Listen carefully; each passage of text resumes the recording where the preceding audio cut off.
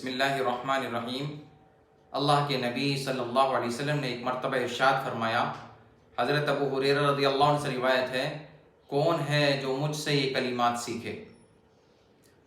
مگر آپ صلی اللہ علیہ وسلم نے یوں فرمایا کہ جو مجھ سے یہ کلمات سیکھے گا اس کی دو ذمہ داریاں ہوں گی، وہ اس پر عمل بھی کرے گا یا پھر عمل کرنے والے دوسرے لوگوں تک ان باتوں کو پہنچائے گا۔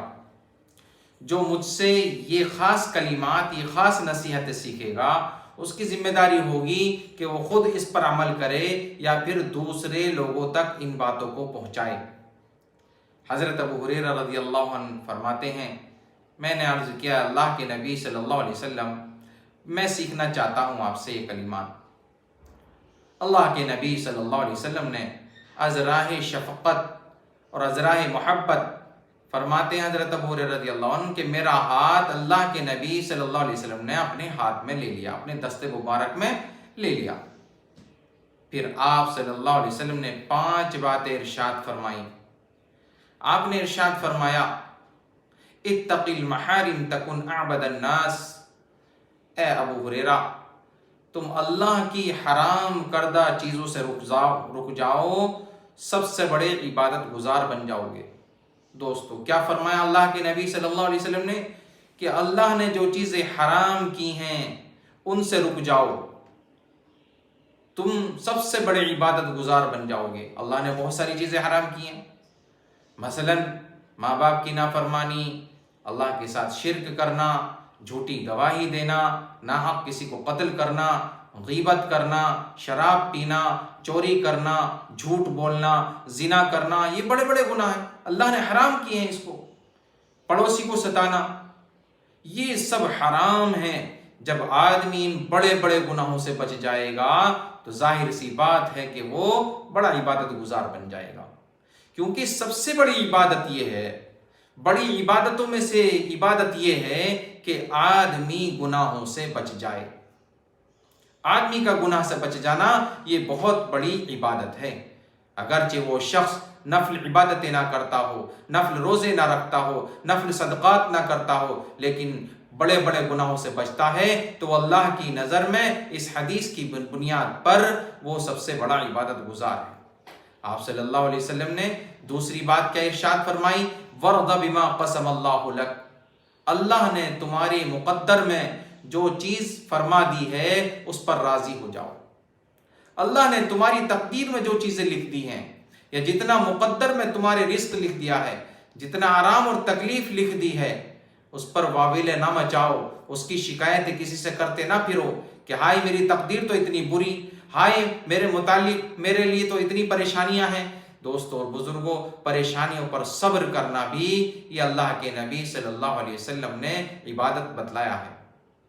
ہاں، اپنے لیے جتنا ہو سکتا ہو ان پریشانیوں سے بچنے کے حیلے اور تدبیر اختیار کرنا یہ بندے کی کوشش میں داخل ہے۔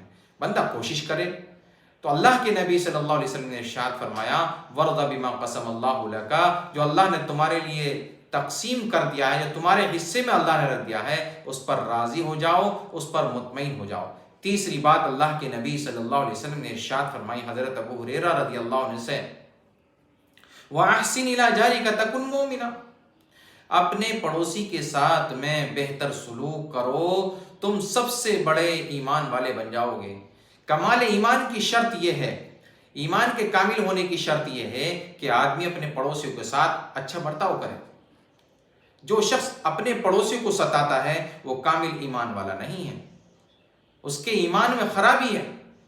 مکمل ایمان والا وہ شخص ہے جو اپنے پڑوسیوں کے ساتھ اچھا برتاؤ کرے۔ چوتھی بات اللہ کے نبی صلی اللہ علیہ وسلم نے ارشاد فرمائی ہے، جو تم اپنے لیے پسند کرتے ہو وہی دوسرے کے لیے پسند کرو۔ تم سب سے بڑے مسلمان ہو، تم کامل مسلمان ہو۔ ایک مسلمان کے لیے اس کی یہ صفت ہونی چاہیے کہ جو میں اپنے لیے پسند کرتا ہوں وہی دوسرے کے لیے پسند کرے۔ اپنے لیے پسند کرتا ہے کوئی میری غیبت نہ کرے، اپنے لیے پسند کرتا ہے کوئی مجھے دھوکہ نہ دے، اپنے لیے پسند کرتا ہے کہ اس کے ساتھ بدعہدی نہ کی جائے، اس کے ساتھ وعدہ نہ توڑا جائے، اور بہت ساری چیزیں انسان پسند نہیں کرتا۔ تو اس کو بھی چاہیے کہ وہ اپنے دوسرے بھائیوں کے لیے اسی طرح کا رویہ اور سلوک اختیار کرے، جو اپنے لیے پسند کرتا ہے وہی دوسرے کے لیے پسند کرے۔ جو پانچویں بات اللہ کے نبی صلی اللہ علیہ وسلم نے ارشاد فرمائی، وَلَا تُكْثِرِ الضِّحْكَ فَإِنَّ كَثْرَةَ الضِّحْكِ تُمِيتُ الْقَلْبَ، کہ زیادہ نہ ہنسا کرو، اس لیے کہ زیادہ ہنسنے سے دل مردہ ہو جاتا ہے۔